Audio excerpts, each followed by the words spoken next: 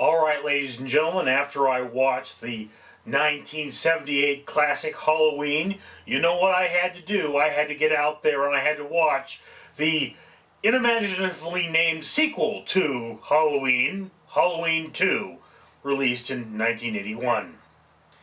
Shortly after, mind you, Friday the 13th Part 2. And Halloween 2 starts right where the last film left off.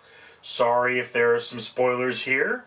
You have Jamie Lee Curtis's character being carted off to the hospital, and the body of Michael Myers suddenly apparently getting up and walking away. And we know Dr. Loomis hit him because there's blood on the ground.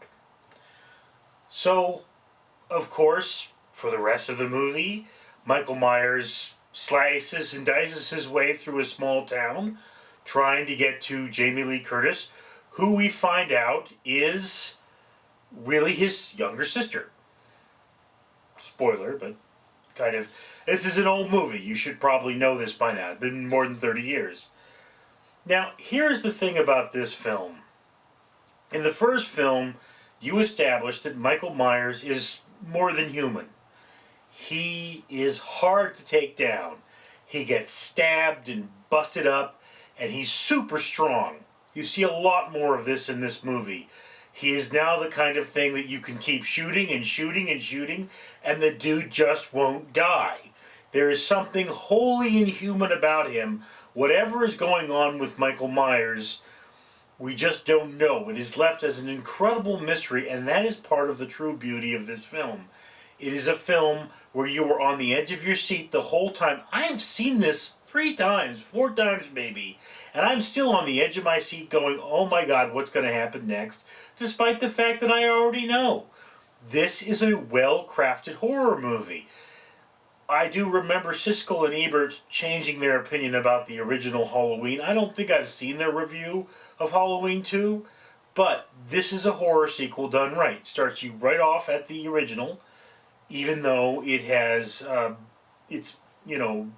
taking place, being released 3 years later, but it's taking place on the exact same Halloween night.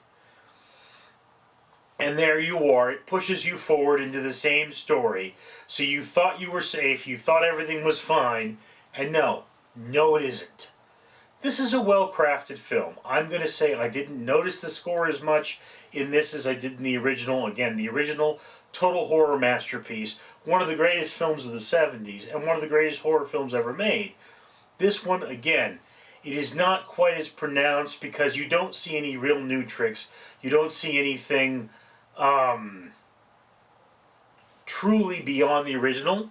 But I will say I enjoyed Jamie Lee Curtis's performance a lot more in this film. And I feel that the characters are pushed just a little bit more in terms of their acting. So the actors themselves, most of them are returning actors. They get in there. There are moments in this, if you're seeing it for the first time, you're not sure what's happening. And that not sureness is keeping you on the edge of your seat. It's that whole, wait, is the monster dead? Is the monster dead? You're just biting your nails. You want to know the whole time.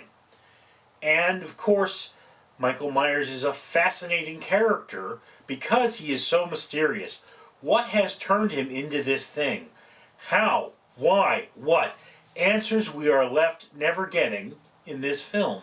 And it is just edge of your seat the whole time. I really enjoyed this film.